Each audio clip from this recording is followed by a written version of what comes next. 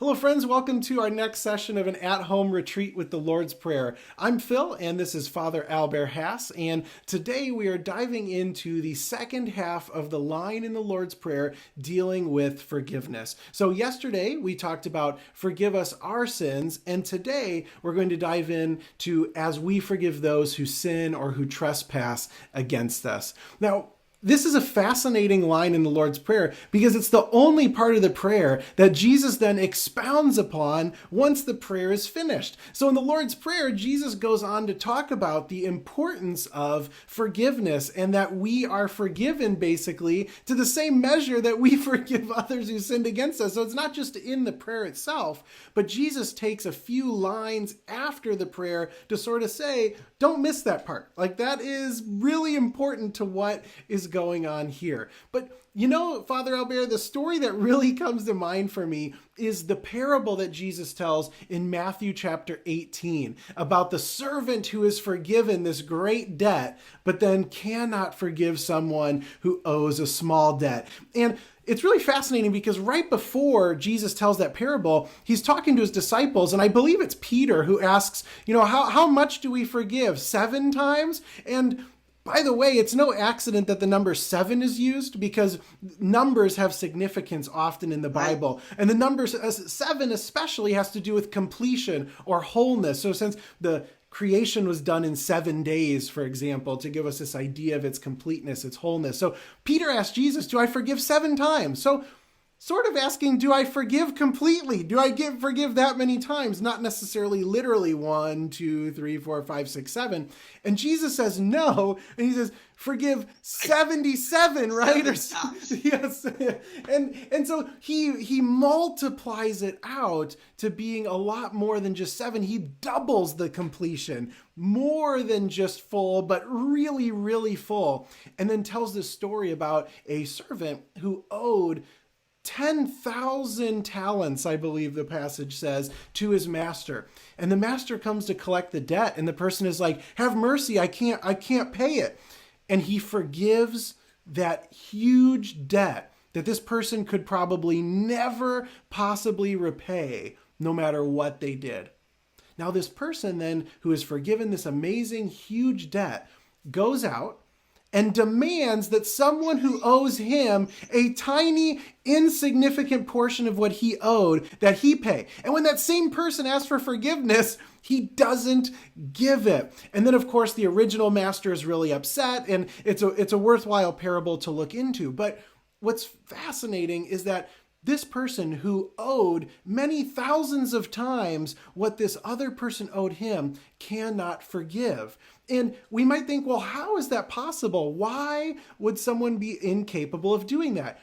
Yet how frequently we do that in our own lives, right? All the time we do it, all the time. And I think the issue is we will give to others what we believe we have received. And you might think, well, doesn't that person realize what they received? On one level, of course, he recognized that his 10,000 debt was forgiven. But on another level, I think he thought he got away with something, that this was lucky, that maybe the master was a complete idiot for doing what he did, that there was some sort of something lost in translation, that this was out of the ordinary. So therefore, when he goes and demands the person to pay, he's like, well, I'm not going to let you off like that guy let me off. That's not how things work. Whereas what Jesus is trying to show with this parable is that an entirely new economy has started. An entirely new way of being in the world has launched with Jesus. That yes, we used to live in an eye for eye, tit for tat. You must pay what you owe. But what Jesus is now saying is grace is so abundant that rather than the forgiveness of the debt being the exception to the rule, the forgiveness of the debt is now the rule itself. The exception to the rule would be not forgiving, which is why there's such an issue with the person going forth and not forgiving, because that person is saying, I don't want to live in the new economy where there is abundant grace. I want to live where everything must be paid for. And so basically Jesus is saying, your will be done. Oh, Pastor Phil, you were preaching there, and I really, really enjoy. I think you're right on it. It's a whole new vision of reality. Isn't it interesting? Isn't it interesting that when you look at the entire Lord's Prayer, this is the only verse in which we are called to do something ourselves, to forgive. Now, let me tell you something, Phil.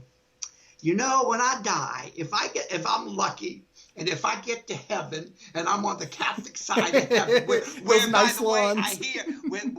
I hear on the Catholic side of heaven, we have swimming pools in our backyard. Oh, yeah. Not yeah. just nice lawns, but now swimming pools? No, I found out. This is escalating now. Oh, I know it is. Anyway, but,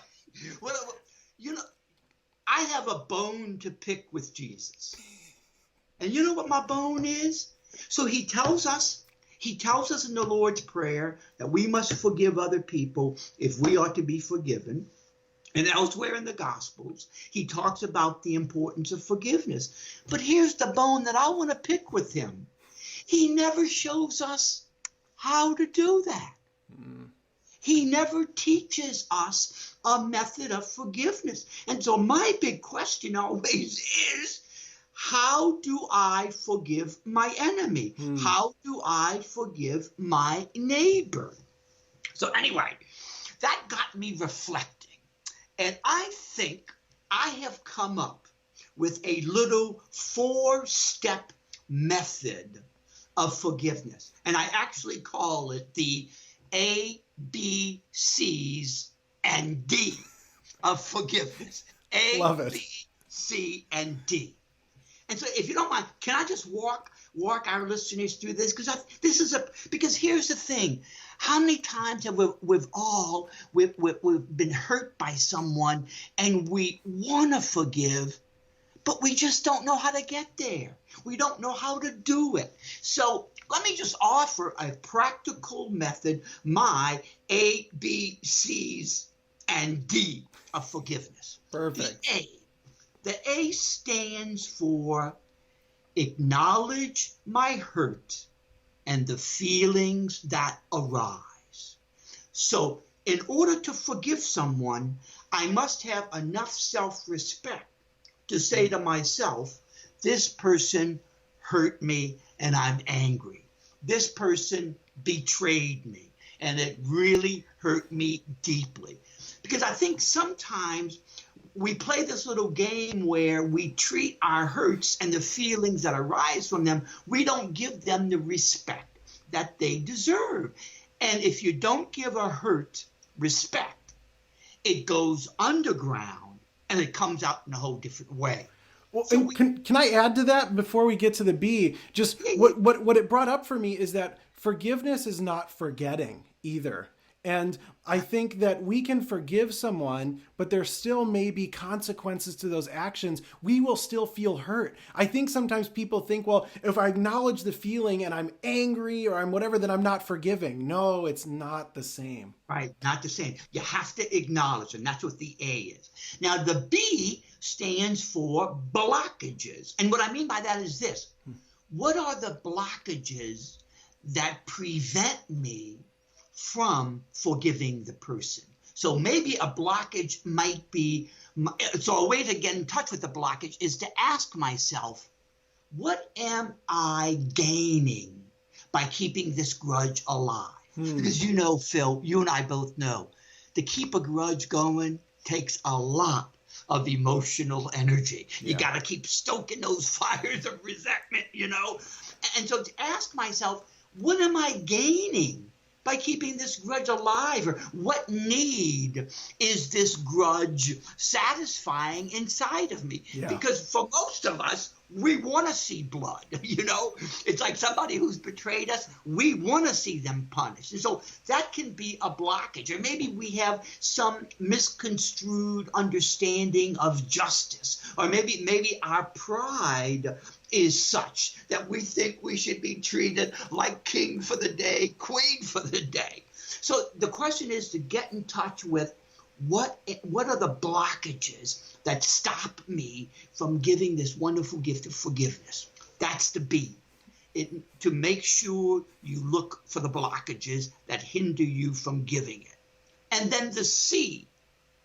The C stands for cauterize the residual resentment. In other words, even after we get in touch with why we refuse to forgive, there are going to be feelings inside of me that still need to be purged. And so that's what I mean by cauterize the residual feelings. And there are 3 different ways you can do that. One way of purging yourself of the residual feelings of anger and resentment is through ritual. For instance, when I was 13 years old, my father committed suicide. I was angry. I was mad. And it would be about 13, 14 years later when I would literally, a form of a ritual, I wrote a letter to my father telling him how angry I was. I went to the cemetery. I read that letter over his grave. And then I left that letter at the grave. And that was a real healing moment for me because it helped me to purge myself of the residual anger and the resentment. Another way of purging yourself of the residual anger and resentment can be any form of meditation where I use my breath and I breathe out my anger and I breathe in forgiveness of the person. And just to practice that. Another way is through prayer. About 5 years ago, one of the Franciscans hurt me deeply. And I was angry, and every time somebody mentioned him by name, I had this need to disparage his reputation. And I remember a priest said to me, well, if you really want to get over that anger, pray every day for Mark. Because it's pretty hard to remain angry with someone when you are praying for their well-being. Yeah. So I started that practice. And surprisingly enough, it took 3 years. Yeah. But I still remember last year when I said a prayer for Mark's well-being, and it was like all of a sudden, Phil, the anger, the resentment just dissipated. Wow. And I continue to pray for him now every day. And it's like I have no anger, no resentment, and I really wish him well. And so simply by making that effort of praying for the betrayer or the enemy's well-being can be helpful in cauterizing the residual resentment. And then the D of the ABCs and D of forgiveness. The D stands for decide to move on. Forgiveness is not a feeling. Forgiveness is a decision. Yeah. It is an act of the will. And sometimes it has to start up in our heads. And so we say to ourselves, I am going to forgive this person. And every time those feelings of resentment, those residual feelings of anger come up, I remind myself, I decided to move on from this hurt. I am making the choice for forgiveness. And gradually, that choice that begins in the head gradually works its way down into the heart. And so it's the A, B, C's, and D of forgiveness. To acknowledge the hurt and the feelings that arise, to find out what are the blockages. Why is it that I don't want to forgive? Why do I want to keep putting myself in the situation of stoking the fires of resentment? And then I cauterize the residual feelings. I either through prayer, through meditation, or through ritual, I purge myself of them, and then I make the decision to move on. The A, B, C's, and D. I am so clever, don't you think? It's a beautiful practice. And by the way, friends, it'll be in the PDF with the link below the video like the other practices. So you can walk step by step through it. And let me also say something, because I think this is something it took me a long time to realize, that forgiveness does not always lead to reconciliation. Yep. Sometimes forgiveness is a painful reminder of a treasure that I lost. The friendship with this person's affection, this person's love.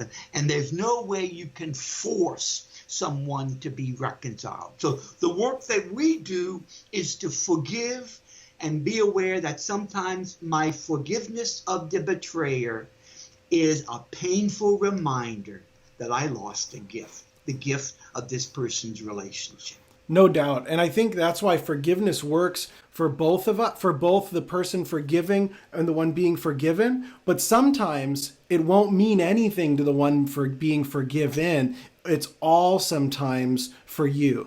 And one caveat I would put in this, and I think what you were getting at there is very important, that this teaching can be twisted and used to tell someone to stay in an abusive situation. And, oh, if you forgive your spouse who is beating you or in some way being violent against you, then you have to stay. No, that is, you need to be safe. And hopefully over time you can forgive them, but that does not mean you will ever necessarily have to have a relationship with them again. But the forgiveness, while it can be for them, right? Jesus teaches us that sometimes our forgiveness of our enemy is what invites them to change their ways, to realize, to break that cycle. Because forgiveness in some sense is also giving up our need for revenge, right? And when we can break that cycle, it can invite the other person to change. But what forgiveness does for you too is it allows you to drop the heavy burden that you've been carrying. Because like you were saying, when we talked about it takes a lot of energy to hold on to it. Well, when someone has hurt us and we don't forgive, they continue to hurt us. And we allow it to, as we carry it. It's like, when we go on vacation, now that we have 2 kids, if we ever go somewhere where we fly, we have all these suitcases we've got to drag through the airport because the kids need all their gear. And I have to tell you, I'm balancing suitcases on suitcases and I'm walking and, that's the image it is when we can't forgive. We are just carrying these burdens around with us. And forgiveness is like the exhalation of let them fall away. I once heard a Jewish rabbi say, forgiveness sets a prisoner free, and the prisoner is you. Yeah.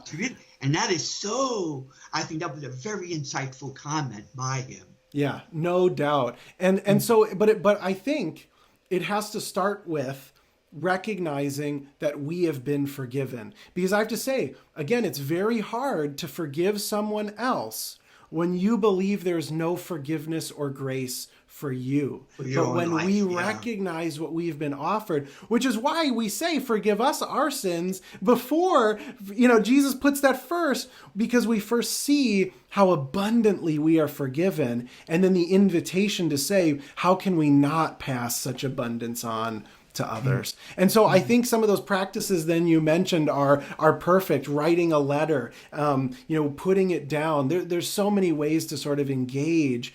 Who might you need to forgive and how can it set you free? Did you have any other practices you wanted to add in? No, I just wanted to mention that A, B, C's and D of forgiveness. Absolutely. And there's a lot there, friends. And so within those A, B, C's and D's, we'll break it down because there's a lot of practices within that you can even practice by themselves to sort of set you free and to set someone else free. So friends, thank you for joining us for this session on forgiveness, blessings, as you explore Father Albert's ABCs and D of forgiveness. We'll see you all tomorrow. Grace and peace be with you.